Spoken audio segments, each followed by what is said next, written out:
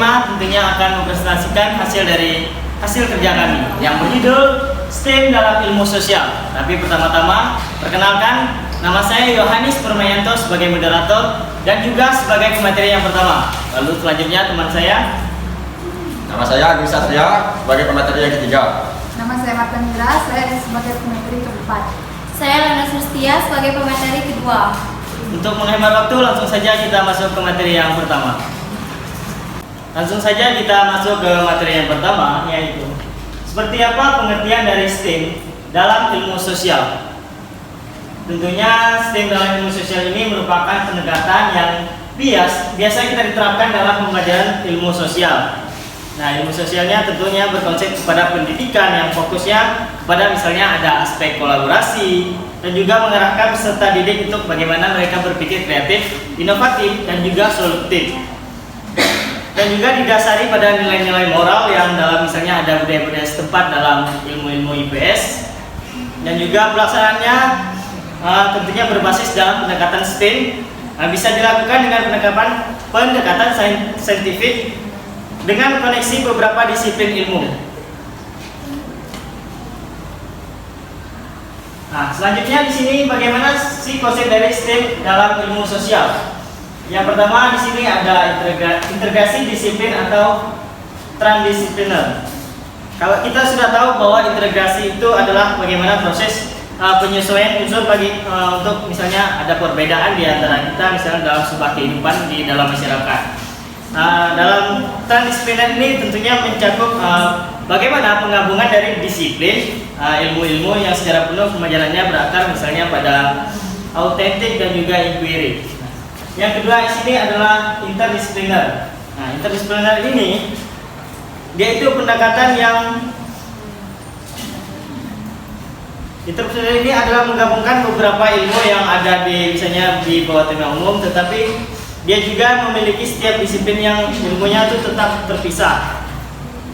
Ya, ini sebagai misalnya contoh memecah masalah dalam sebuah ilmu sosial. Yang selanjutnya adalah multidisiplin dan lintas disiplin, yaitu kalau multidisiplin itu kan ada bagaimana akademik untuk menyelesaikan masalah misalnya secara bersama-sama untuk misalnya melalui pendidikan, penelitian, dan juga misalnya pengabdian kita pada masyarakat. Nah, sekian materi yang dapat saya sampaikan. Selanjutnya akan dilanjutkan oleh teman saya, Agung Satria. Terima kasih. Baiklah, di sini saya akan melanjutkan pembahasan materi dari Yohanes Permayanto, yaitu tentang pembelajaran STEM dalam ilmu sosial. Nah, di sini sains dan matematika dipandang tepat untuk menjadi kendaraan untuk membawa pendidikan STEM. Sebab kedua mata pelajaran ini merupakan mata pelajaran pokok dalam pendidikan dasar dan menengah. Jadi, landasan bagi peserta didik disiplin STEM yang dipandang fundamental bagi inovasi teknologi dan produktivitas ekonomi. Nah, selanjutnya dalam konteks pendidikan dasar dan menengah umum di banyak negara termasuk di Indonesia, hanya mata pelajaran sains dan matematika yang menjadi bagian dari kurikulum konvensional. Nah, pola integrasi secara penuh relatif lebih mudah dilakukan pada jenjang sekolah dasar. Nah, ketika peserta didik diajarkan oleh seorang guru di kelas, sementara itu bentuk embedded STEM lebih tepat dilakukan pada jenjang sekolah menengah. Selanjutnya, pendidikan STEM terwujud dalam situasi tertentu ketika pembelajaran sains atau matematika melibatkan aktivitas pemecahan masalah otentik dalam sosial, kultural, dan fungsional. Mungkin sekian pembahasan dari saya. Terima kasih. Selanjutnya saya di sini akan melanjutkan materi dari teman saya, yaitu tentang metode pembelajaran STEM dalam ilmu sosial. Nah, di sini dapat kita lihat dalam pembelajaran STEM, peserta didik pada jenjang pendidikan dasar perlu lebih didorong untuk mengkoneksikan sains dan engineering. Lebih daripada itu, Pada jenjang pendidikan yang lebih tinggi perlu ditantang untuk melakukan tugas-tugas rekayasa otentik sebagai komplement dari pembelajaran sains melalui kegiatan-kegiatan proyek yang mengintegrasikan sains, engineering, teknologi, dan matematika. Nah, pada pembahasan ini, pendidikan sains berbasis STEM menuntut pergeseran moda proses pembelajaran dari moda konvensional yang konkret, berpusat pada guru atau teacher centered, yang mengandalkan transfer pengetahuan ke arah moda pembelajaran pusat pada peserta didik atau student centered, yang mengandalkan keaktifan hands-on dan kolaborasi peserta didik. Pada pembelajaran sains ini berbasis tim perlu dilaksanakan dalam unit-unit pembelajaran berbasis masalah, yang di dalamnya peserta didik ditantang secara kritis, kreatif, dan inovatif untuk memecahkan masalah nyata yang melibatkan kejanggalan kelompok atau tim secara kolaboratif. Pembelajaran sains berbasis pendidikan STEM menuntut penggeseran metode penilai dari pembelajaran konvensional yang bertumpu pada ujian dengan tes ke arah penilaian otentik yang bertumpu pada penilaian kinerja. Baik, sekian materi dari saya, akan dilanjutkan oleh materi selanjutnya. Baik, di sini saya akan melanjutkan penjelasan dari teman saya. Di sini terdapat 6 peran penelitian tingkat panca sarjana dalam pendidikan STEM. Yang pertama, diperlukan 1 dekade untuk mengembangkan pendidikan STEM di suatu negara. Yang kedua, 2 tahun pertama diperlukan untuk menginisiasi reforma pendidikan STEM dengan tujuan mengembangkan dan mengimplementasikan berbagai unit pembelajaran STEM. Dan yang ketiga, 6 tahun selanjutnya untuk memasukkan pendidikan STEM ke dalam kurikulum. Yang keempat, 2 tahun berikutnya diperlukan untuk memperlanjutkan reformasi STEM, yakni membangkitkan kapasitas sekolah dalam melakukan peningkatan berkelanjutan program pendidikan STEM.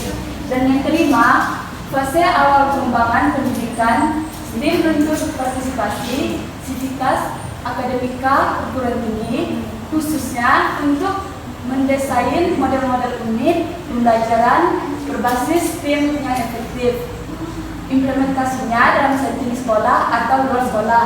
Dan yang terakhir, kontribusi perguruan tinggi pada tahap selanjutnya dapat berupa keterlibatannya di dalam advokasi pentingnya integrasi pendidikan STEM ke dalam kebijakan kurikulum nasional, serta mengembangkan kompetensi guru untuk menjamin aktivitas implementasikan pendidikan STEM sesuai kurikulum berlaku.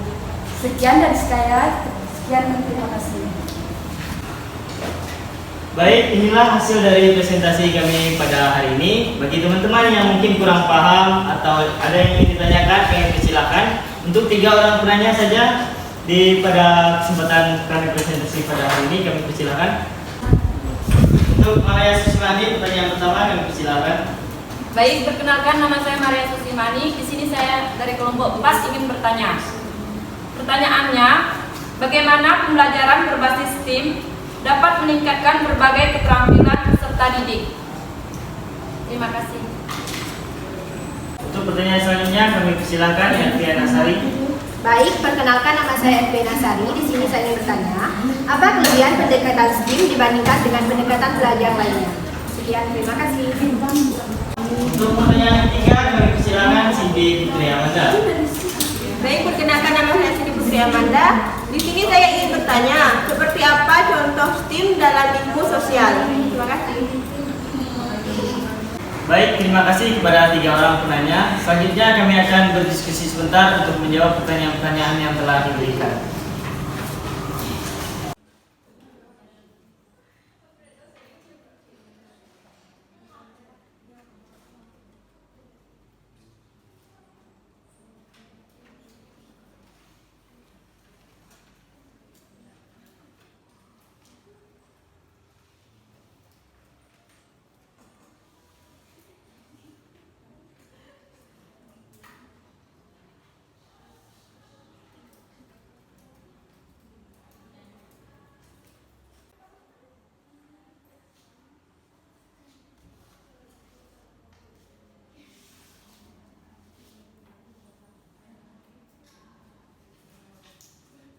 Baik, di sini saya akan menjawab pertanyaan dari Saudari Maria Susimani, yaitu bagaimana pembelajaran berbasis STEAM dapat meningkatkan berbagai keterampilan peserta didik. Nah, di sini penggunaan pembelajaran berbasis STEAM mampu mendorong peserta didik untuk berpikir kritis dan menemukan solusi dalam suatu permasalahan, selain mengupayakan solusi agar peserta didik tidak hanya belajar menghafal dan menghayal, tetapi dapat membuatnya menjadi nyata dengan kreativitas, inovasi, dan kolaborasi. Sekian jawaban dari kelompok kami. Terima kasih. Baik, Yona, saya sudah mengerti. Terima kasih. Baik, di sini saya akan menjawab pertanyaan yang kedua, tentunya dari Noviana Sari. Seperti apa kelebihan dari STEAM tersebut?